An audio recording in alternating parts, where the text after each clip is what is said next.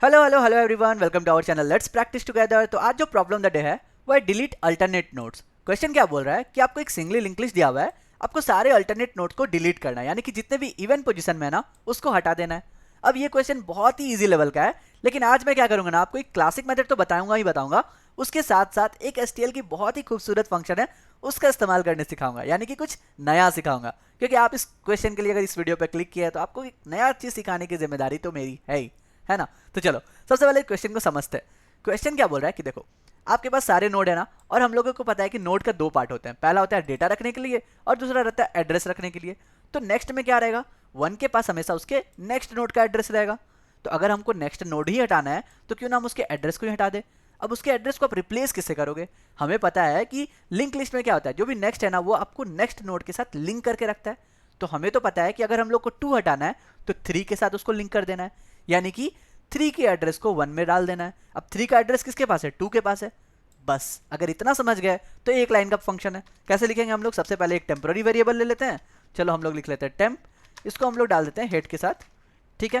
उसके बाद हम लोग एक सिंपल सा लूप चलाएंगे, वाइल लूप, और हम लोग बोलेंगे कि जब तक हमारे पास टेम्प है या फिर टेम्प का नेक्स्ट है, क्योंकि मान लो हमारे पास एक ही नोड बचा है तो उसके नेक्स्ट में क्या रहेगा, नल रहेगा।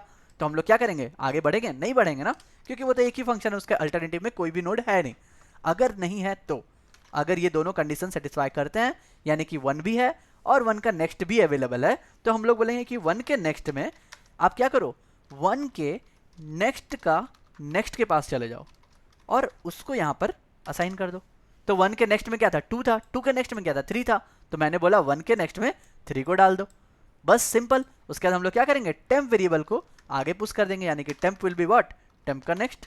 अब हम लोग नेक्स्ट एलिमेंट के लिए चेक करेंगे। बस इतना सा था आपका सिंपल सा कोड। अगर हम लोग कंपाइल रन करके देखते हैं तो आपको पता चलेगा कि हमारा ये सक्सेसफुली हो जाना चाहिए। बिल्कुल 135 आ गया, सारे अल्टरनेट नोड्स डिलीट हो गए। तो बस इतना सा था। अगर हम लोग यहाँ पे सबमिट करें तो आपको आपका रिजल्ट भी मिल जाएगा और सारे टेस्ट केस पास भी हो जाएंगे। लेकिन मैंने आपको बोला था ना कि मैं आपको कुछ नया सिखाऊंगा, तो चलिए वो नया चीज़ आपको सिखाता हूँ। मैं सबसे पहले यहाँ पे रीसेट कोड कर देता हूँ, या फिर पुराना वाला कोड सही था ना, ओके ये वाला कोड रखते हैं अभी थोड़ी देर के लिए। देखो यहाँ पे हम लोग बेसिकली क्या कर रहे हैं, टेम्प नेक्स्ट को टेम्प नेक्स्ट टू नेक्स्ट के साथ रिप्लेस कर रहे हैं। बस ये एक लाइन हम लोग काम कर रहे हैं। अब मैं आपको एक लाइब्रेरी के बारे में बताता हूँ जिसको बोलते हैं हम लोग यूटिलिटी लाइब्रेरी, ठीक है। यूटिलिटी लाइब्रेरी क्या करता है, एक फंक्शन है उसके अंदर जिसको हम लोग बोलते हैं एक्सचेंज, EXCHANG, एक्सचेंज। एक्सचेंज क्या करता है, दो वेरिएबल लेता है, एक लेता है आपका ओल्ड वैल्यू और एक लेता है न्यू वैल्यू। तो जब भी हम लोग ऐसे ओल्ड और न्यू वैल्यू डाल देंगे ना तो एक्सचेंज फंक्शन क्या करेगा, ओल्ड वेरिएबल में न्यू वेरिएबल को रिप्लेस कर देगा, और पता है आपको ये रिटर्न भी कर देगा ओल्ड वैल्यू। मतलब अगर हम लोग यहाँ पे एक एग्जांपल लेते हैं, ठीक है, मान लो मैं यहाँ पे लिखता हूँ x=10 और मैं एक्सचेंज फंक्शन को कॉल करता हूँ। एक्सचेंज फंक्शन को जब मैं कॉल किया तो मैं बोल रहा हूँ कि x को रिप्लेस कर दो आप 20 के साथ, और यहाँ पे मैं y लिख देता हूँ, y=, तो पता है आपको एक्सचेंज फंक्शन क्या रिटर्न करेगा, y रिटर्न करेगा, y= क्या हो जाएगा, 10 हो जाएगा। और अब x का वैल्यू क्या हो जाएगा, 20, यानी कि इस लाइन के बाद हमारा x का वैल्यू हो जाएगा 20 और y का वैल्यू हो जाएगा 10। बस ये है आपका एक्सचेंज फंक्शन का कमाल। यानी कि क्या कर रहा है एक्सचेंज, आपके वेरिएबल को नए वाले वैल्यू से रिप्लेस तो कर दे रहा है लेकिन रिटर्न कर रहा है ओल्ड वैल्यू।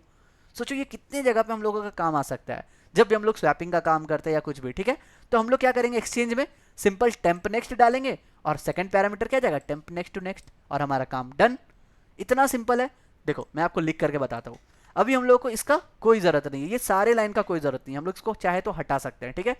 इसको भी आप हटा दो। यहाँ पे हम लोग सिंपल सा एक फॉर लूप चलाएंगे। फॉर लूप में जैसे लिखते हैं ना, int i=0, i less than n i++, same यहाँ पे लिखना है। तो i के बदले हम लोग क्या करेंगे, नोड ले लेंगे जो कि मेरा टेम्प हेड था, जो कि i=0 रहता है, ठीक है। फिर हम लोग क्या करेंगे, कंडीशन लिखते हैं। तो कंडीशन क्या था, जब तक मेरा टेम्प रहेगा एंड मेरा टेम्प का नेक्स्ट रहेगा, यही तो था मेरा कंडीशन, तब तक हम लोग चलाएंगे। और इंक्रीमेंट किसको कर रहे हैं, टेम्प का नेक्स्ट, तो यहाँ पे भी वही करेंगे, टेम्प का नेक्स्ट। तो ये था सिंपल सा एक फॉर लूप।